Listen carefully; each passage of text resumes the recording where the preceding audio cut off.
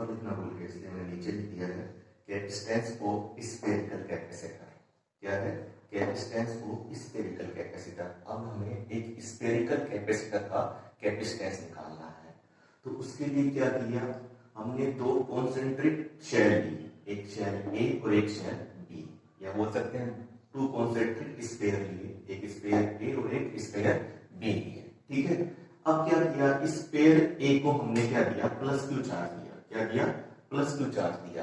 तो आपके पास जो ये स्फेयर है वो कैसा स्फेयर है? कंडक्टिंग स्फेयर है। तो सारा का सारा चार्ज कंडक्टिंग स्फेयर पे कहां जाएगा? इसकी सरफेस पर आ जाएगा। देखो सारा का सारा प्लस चार्ज कहां गया? इसकी सरफेस पर आ गया। ठीक है, अब आपको पता है कि एक हमने ये उसके ऊपर एक दूसरा स्फेयर है, तो दो स्फेयर बताया था मैंने, एक स्फेयर ए और एक स्फेयर बी। तो कंसेंट्रिक स्फेयर लेते हैं, स्फेयर ए और एक स्फेयर बी। स्फेयर ए की रेडियस r1 और स्फेयर बी की रेडियस क्या? r2। ठीक है, मैंने क्या बोला कि स्फेयर ए को हमने क्या दिया? प्लस क्यू चार्ज दिया। तो आपके पास एक कंडक्टर है जिसके कारण सारा का सारा चार्ज कहां गया? इसकी सरफेस पर आ गया। तो ड्यू टू इंडक्शन के कारण आपके पास इस बाहर वाले स्फेयर बी की जो इनर सरफेस है उसमें तो क्या आ जाएगा? नेगेटिव चार्ज, और इसकी आउटर सरफेस है उस पर क्या आ जाएगा? Positive charge. ये आपको पता है, कल चैप्टर पढ़ चुके हैं कि जो आपके पास नियर स्पेस होता है उस पर क्या आता है? जस्ट अपोजिट चार्ज आता है, और फार एंड पे आपके पास क्या आता है? जस्ट सेम चार्ज आता है आपके पास। तो इसके यहाँ वाले इनर सरफेस पे तो माइनस चार्ज आएगा, और आउटर सरफेस पे आपके पास क्या आ जाएगा?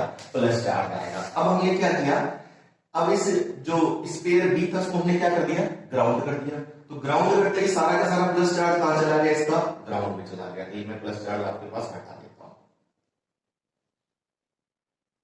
ठीक है, सारा का सारा प्लस चार्ज कहां चला गया?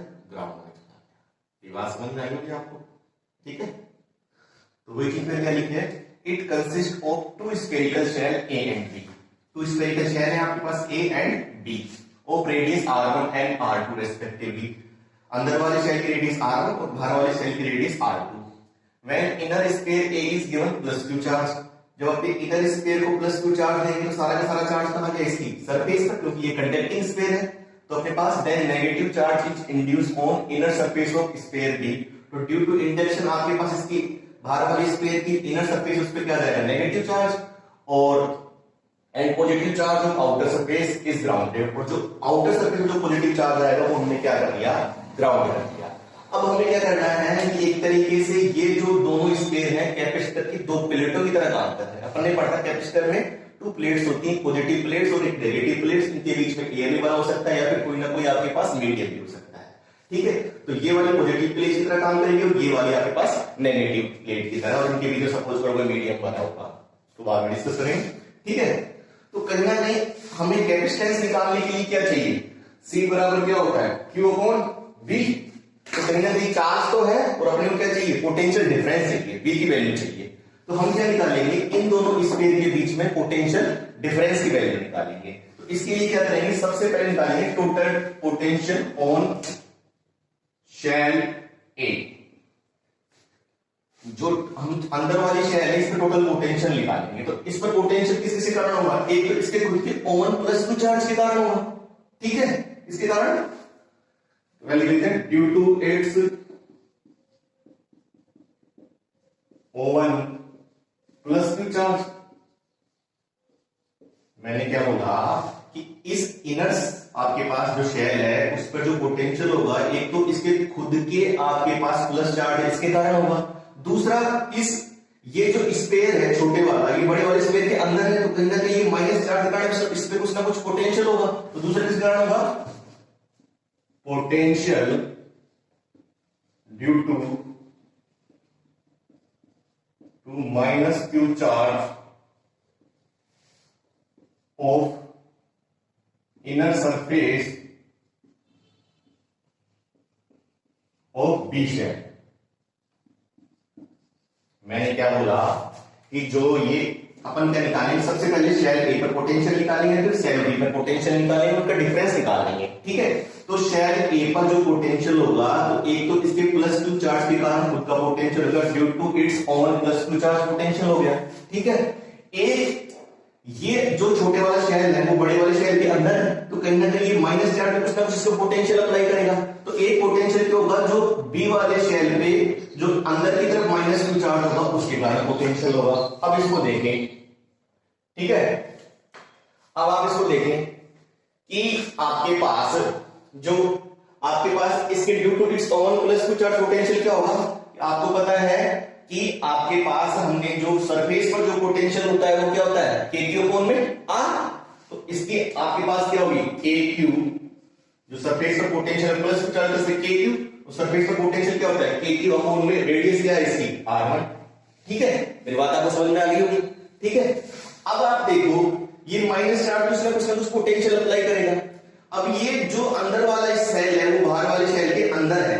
तो हमने ये पढ़ा था कि कंडक्टिंग स्फीयर के अंदर जो आपके पास सरफेस पर जो पोटेंशियल होता है वही पोटेंशियल कहां होता है, आपके पास अंदर होता है। मतलब जो के क्यू अपॉन आर सरफेस पर होगा वही के क्यू अपॉन आर कहां होता था, आपके पास अंदर होता था। मतलब अंदर और सरफेस पर पोटेंशियल क्या होता था, इक्वल होता था।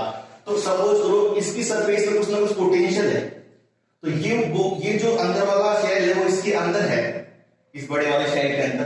तो जो इसकी सरफेस पर पोटेंशियल होगा वही इसके यहां पोटेंशियल होगा, और इसकी सरफेस पर जो पोटेंशियल होगा क्या होगा, माइनस के क्यू अपॉन में क्या, रेडियस कितनी है इसकी बड़े वाले स्फीयर की, r2।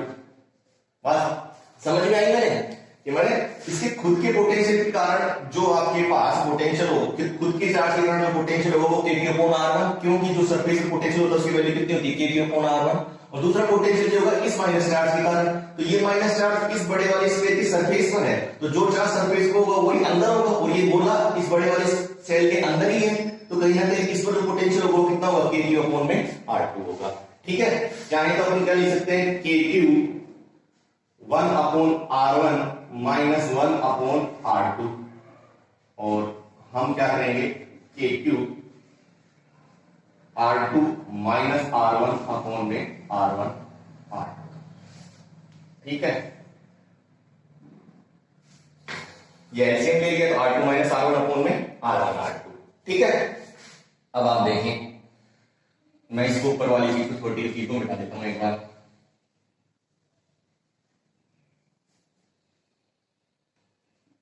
ठीक, अब total potential all shall be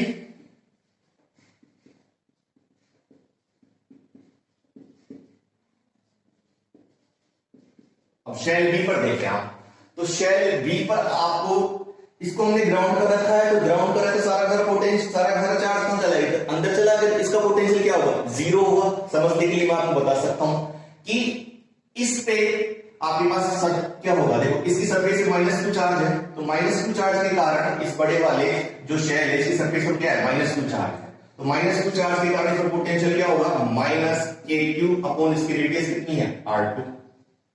ठीक है, अब ये जो अंदर वाला स्फीयर है इस बड़े वाले स्फीयर के कहीं ना कहीं अंदर है, तो जो आपके पास वैल्यू होती है कहां, जो आपके पास अंदर वैल्यू होती है वही कहां होती है, आपके पास इसकी सरफेस पर वैल्यू होती है। ठीक है, तो कहीं ना कहीं इस प्लस के कारण जो इसके अंदर चार्ज है वो इसके क्या होगा, आपके पास सरफेस पे चार्ज होगा। तो अंदर चार्ज क्या है, प्लस क्यू, तो इसके कारण होगा अपने पास प्लस के क्यू, और रेडियस क्या है आपके पास, r2। समझ रहे हो ना मेरे पास। तो मैंने क्या बोला कि इसके खुद के सरफेस पे चार्ज क्या है, माइनस, इसके कारण तो क्या आ गया, माइनस के क्यू अपॉन में r2। अब जो अंदर वाला गोला है वो अपने पास क्या है, बाहर वाले गोले के अंदर है।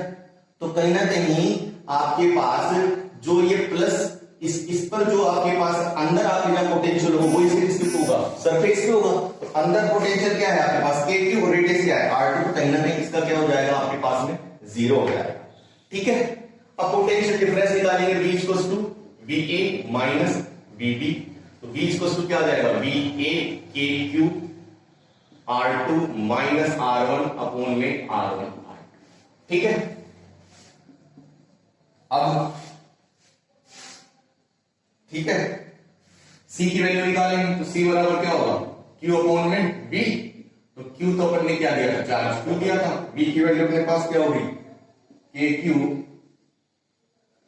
अपॉन में R2 माइनस R1 अपॉन में R1 R2। ठीक, अब इसको सोल्व करेंगे तो Q upon 1 into R1 R2 upon में KQ R2 माइनस R1।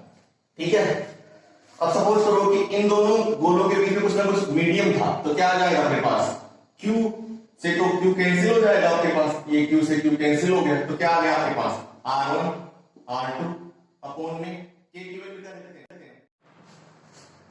आ गया आपके पास में R1 R2 अपॉन में K R2 माइनस R1। ठीक है, अब हम जानते हैं कि आपके पास अगर इन दोनों के बीच में कुछ ना कुछ मीडियम बना हो तो K की वैल्यू आपके पास होगी R1 R2 अपॉन में क्या 1 upon 4 pi epsilon not epsilon R। Epsilon R क्या होगा, dielectric constant of medium, R2 minus R1।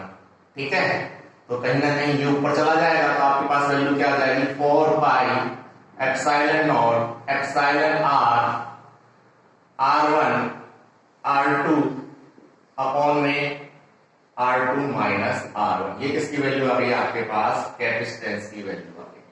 अब देखो आपको यहां से आपके पास क्या चीजें समझ में आ रही हैं आपको, कि कहीं ना कहीं आपके पास जो C प्रोपोर्शनल होगा वो किसके प्रोपोर्शनल होगा, R1 R2 के। मतलब जितना ज्यादा आपके पास रेडियस R1 ज्यादा होगी R2 ज्यादा होगी, इतना ही उनका आपके पास क्या होगा, मल्टीप्लिकेशन ज्यादा होगा। तो लेकिन ये प्रैक्टिकल सॉल्यूशन नहीं है, मैं आपको पहले ही बता चुका हूं कि अपन रेडियस बढ़ा रहे हैं, साइज बढ़ा रहे हैं, तो प्रैक्टिकल सॉल्यूशन पॉसिबल नहीं है। ठीक है, दूसरा C आपके पास किसके प्रोपोर्शनल होगा, एप्सिलॉन R के। मतलब जितना जो अपन मटेरियल भर रहे हैं उसका डाइलेक्ट्रिक कांस्टेंट जितना ज्यादा होगा उतना इसके पास कैपेसिटेंस क्या होगा, बढ़ेगा। तो ये भी पॉसिबल है आपके पास। तीसरा जो C प्रोपोर्शनल होगा वो किसके होगा, 1 अपॉन R2 माइनस R1। इसका मतलब R2 माइनस R1 की वैल्यू जितनी आपके पास कम होगी उतना ही अपने पास कैपेसिटेंस क्या होगा, स्फेरिकल कैपेसिटर का ज्यादा होगा। R2 माइनस R1 मतलब बाहर वाले स्फीयर की रेडियस और अंदर वाले स्फीयर की रेडियस में जितना आपके पास कम डिफरेंस होगा उतना ही आपके पास क्या होगा, इसकी रेडियस ज्यादा होगी। मतलब इन दोनों के बीच में डिफरेंस जितना कम रखेंगे उतनी आपके पास क्या होगी, रेडियस ज्यादा होगी। ठीक है, समझ में आ गया होगा, थैंक यू।